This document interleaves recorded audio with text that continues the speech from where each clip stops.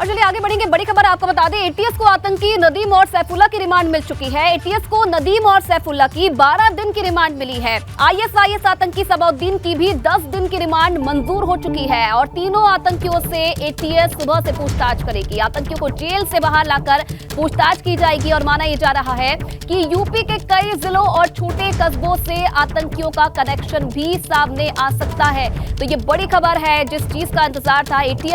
Remand ATS की तरफ से मांगी गई थी और 2 आतंकियों की 10 दिन की रिमांड मिली है, जबकि दूसरे आतंकी की 12 दिन की रिमांड मिली है।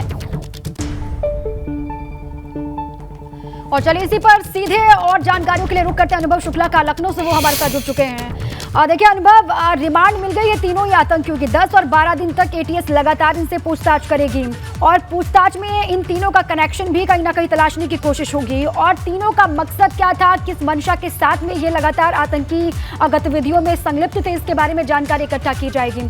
क्या जानकारी मिल पा रही है? पूछताछ शुरू हो गई है?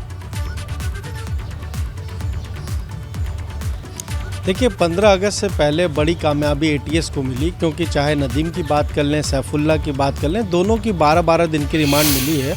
और दोनों लंबे समय से जो एटीएस है, जो जांच एजेंसियां, वो इनको कहीं ना कहीं फॉलो कर रही थी। इनकी हर एक गतिविधि पर नज़र थी, कहाँ ये बात करते हैं, किस तरह की इनकी एक्टिविटी है, उन सारी चीज़ों पर नज़र थी। आजमगढ़ से एक को पकड़ा गया और उसके बाद और पूछताछ हुई, फिर एक दूसरा पकड़ा गया। तो इनकी 10 दिन की जो रिमांड मिली है, वो कहीं ना कहीं उस दौरान यही चीज़ें जानने की कोशिश एटीएस करेगी कि आखिर किस तरीके से ऑपरेट करते थे, इनके आका कौन थे, कहाँ से इनको निर्देश मिलता था, और सबसे महत्वपूर्ण कि फंड कहाँ से आता था, पैसा कैसे इनके पास पहुँचता था, इनके नेटवर्क में कितने सारे लोग थे, क्या व्हाट्सएप पर कोई ग्रुप बनाया था, या फिर हम कहें कि टेलीग्राम पर, या फिर ऐसे जो साइट्स हैं जो हम कहें कि जहाँ से एजेंसियों की उसमें नहीं आती हैं दायरे में, तो क्या ऐसे नेटवर्क को ये लोग फॉलो कर रहे थे। इन सारी चीज़ों की पूछताछ के लिए ही अब रिमांड ये मिली है। और कोर्ट में साफ तौर पर एटीएस ने कहा कि भाई हमें इनकी रिमांड चाहिए, हमें इनसे बहुत सारी चीज़ें जानना है। हो सकता है कि उत्तर प्रदेश के कई जो ज़िले हैं वहाँ पर इनके लोग हों, इनके स्लीपर सेल्स हों, इसलिए 10 दिन की रिमांड दी है। और एक सबाउल्लाह जो है वो उसको 12 दिन की रिमांड मिली है। तो एक बड़ी कामयाबी हम कहें कि स्वतंत्रता दिवस से पहले एटीएस के हाथ लगी थी। अब पूछताछ में किस तरीके से जानकारियां मिलती हैं, क्या कुछ निकल कर सामने आता है, और उसके आधार पर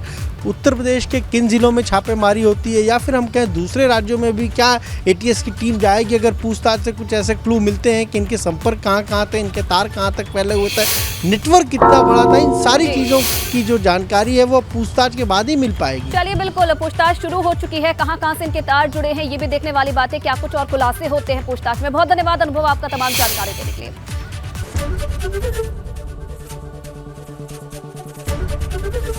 एबीपी गंगा, खबर आपकी, जुबान आपकी।